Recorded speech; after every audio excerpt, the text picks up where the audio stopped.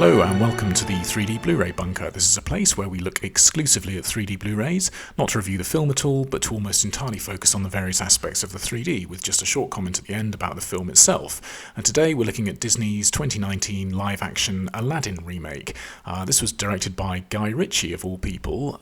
Its aspect ratio is 2.39 to 1, and as with all of Disney's 3D films, along with the vast majority of 3D films in the second half of the modern 3D wave, this one was post-converted rather than having been natively filmed in 3D. If you've seen Dumbo, you'll know how well Disney can do post-conversion, and like that film, this one was converted by Dean Egg, with the excellent Jared Sandrew being the stereoscopic supervisor again.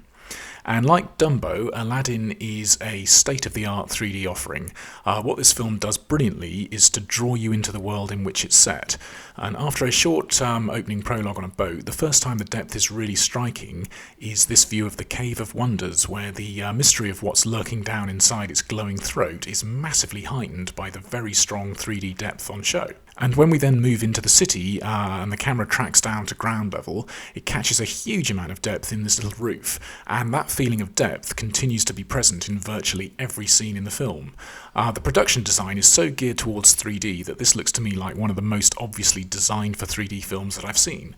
And there are so many shots like this that have scenery framing the shot, whether it's walls or curtains or balustrades or doors.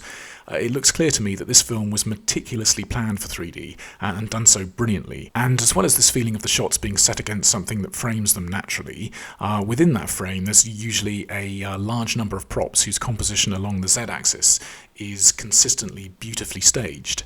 And there are other things that look like they were specifically designed with definite 3D consideration, like these beams that form steps that emerge from a wall leading up to where Aladdin lives.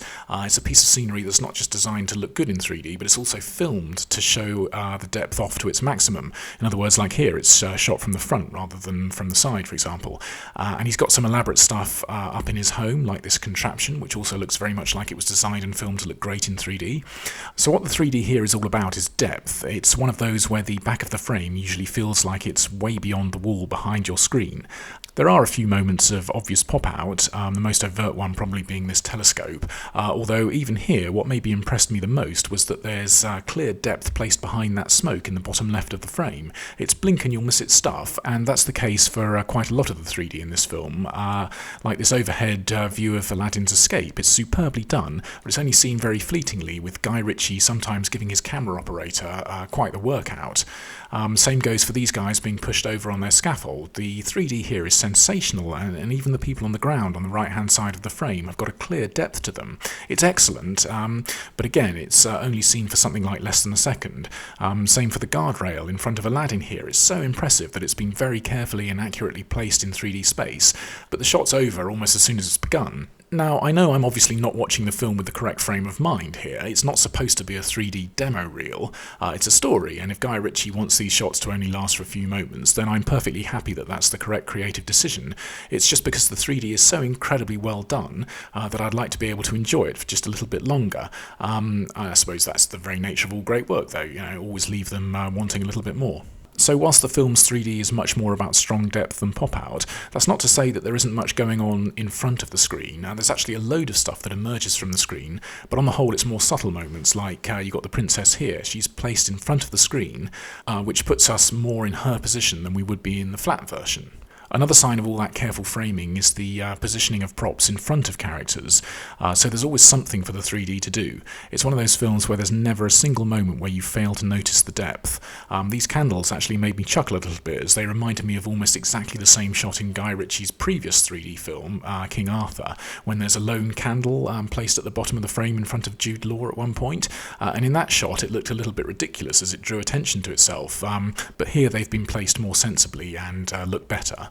I like to think that this was Guy Ritchie's little 3D homage to his previous film, although I'm sure it wasn't, and I've no idea how interested he actually is in stereoscopy. And since we're looking at the Sultan here, there's some awesome work in putting that magnificent facial hair of his into 3D space, where his moustache is very clearly solidly protruding from his face. It's relatively minor stuff, but I find it really pleasing to see. And even better than that for a close-up is this view of Aladdin's face. This is beautiful 3D, and I think it's particularly the depth in his eyelashes that's so well done. And if, like me, you're a cat lover, you'll enjoy this view of the tiger. And I don't know if this was natively rendered 3D CGI or if it was converted along with the live action. It certainly looks to me like it could have been natively rendered, but the conversion on this film is so good that I'm pretty sure I wouldn't be able to tell the difference anyway. I didn't notice any conversion errors in the film, apart from there was this slightly odd shot. You can see those 3 dots of light in the bottom left of the frame. This screen grab is from the 2D Blu-ray, and there are actually 4 dots in the 3D copy for some reason. I'm not sure what they are. They look like slightly out of focus light reflections on that piece of furniture in the background, but they're placed way out in front of it. Like I say, it's just a bit odd, but of no relevance to anyone. Some of the other little touches that I really liked include the times when the villain is casting his spell. There's a small amount of red light that he conjures up, and this has been carefully placed in the foreground, which is another subtle but very effective moment. When characters are introduced into films, you always appreciate it more if the shot looks particularly good, and in 3D films, when their introduction puts them in strong 3D space, it's always satisfying, and that's what's done here when we first meet the princess. Another brief moment of great 3D is this hole in the rooftop that stretches deep inside the building, and it's another example of where they've gone all in to make everything have excellent 3D, no matter how long we see it for. A well-done top-down shot always seems to have an especially strong three-dimensional power, and this is a great one, looking down with the parrot. A huge amount of depth on show. There are other moments conveying the sense of height, like the view up as Aladdin climbs to get the lamp, and it's even stronger in the view back down again. It's also a great piece of effective 3D when he finally reaches it, with him and the lamp isolated in 3D space out in front of the background, all amplifying the relevance of the moment. And even better than that, I think, this is my favourite shot in the film. Again, it's extremely strong and deep 3D, and it comes at a point in the film where Aladdin is having a significant reflective moment. So it's powerful 3D coupled with strong emotion. It's great stuff. There's no strong hyper-stereo on show in the film, but I thought that some of the cityscapes had a slightly wider stereo base than natural vision, so these views still had something to offer from a 3D point of view.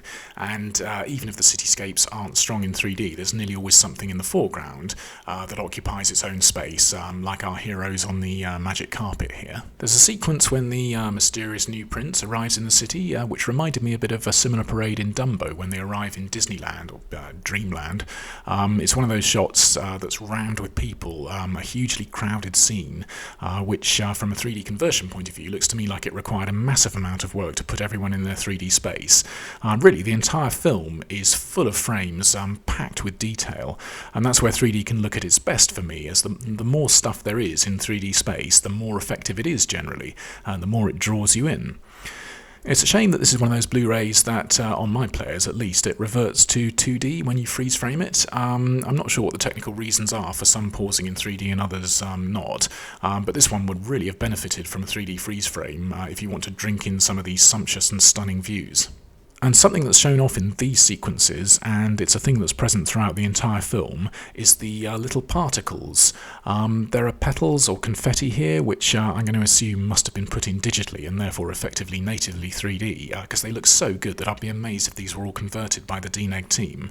Like I say, these particles are consistently everywhere, whether it's embers floating around in the Cave of Wonders, snow in a sequence where Aladdin's banished to some frozen place, shafts of light, or the effect we see most often, which is whenever the genie works some of his magic, it's always accompanied by blue smoke and sparks. In fact, that's what half of his body is made up of, all of which are placed in 3D space very effectively. So a very quick word about the film itself. I should say that I'm probably the least well-qualified person on the planet to have anything useful to say about this film for all sorts of reasons. First of all, I've not seen the original, and actually, with the exception of The Fox and the Hound, I've never seen any of Disney's cel-animated films. And secondly, I'm not really drawn to song and dance films, they're just not my thing. Thirdly, and most importantly, I'm a middle-aged English curmudgeon, so I'm not exactly the target audience for this sort of thing.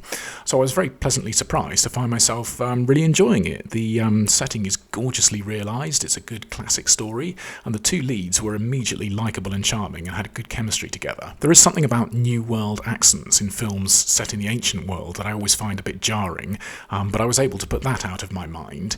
So for me, it was all really fun stuff for a while, but whereas those accents weren't annoying me, when he arrived into the film, I just found Will Smith's 21st century American genie to be very annoying, and for me his performance performance spoilt the film. Now, I completely get that he's the star, and his performance is probably seen by most people as the very essence of the film, but I really didn't like it at all. Like I said, I'm an old curmudgeon. Maybe a bit perversely, I thought it was in his few subdued scenes that his performance was actually really good. And I suppose it could have been worse. With Guy Ritchie directing, maybe we have to be grateful that the genie wasn't one of his Cockney geezers. I thought the magic carpet was a far more enjoyably realised character, and very well done. Anyway, the genie didn't ruin the film for me, though, and I even liked some of the songs, especially the key standout number, which I assume is called Speechless, that was belted out by the princess, whose voice I thought was generally a lot more impressive than Aladdin's. Actually, it felt a little bit wrong for the film even to be called Aladdin, as the story seemed to clearly and equally belong to both him and the princess. So anyway, in case it wasn't obvious, I regard this as an essential part of any 3D Blu-ray collection. So I hope you found this in some way useful, and if so, I hope you'll join me again soon for another 3D Blu-ray review. Until then, thanks for looking in on this one. Cheers for now. Bye-bye.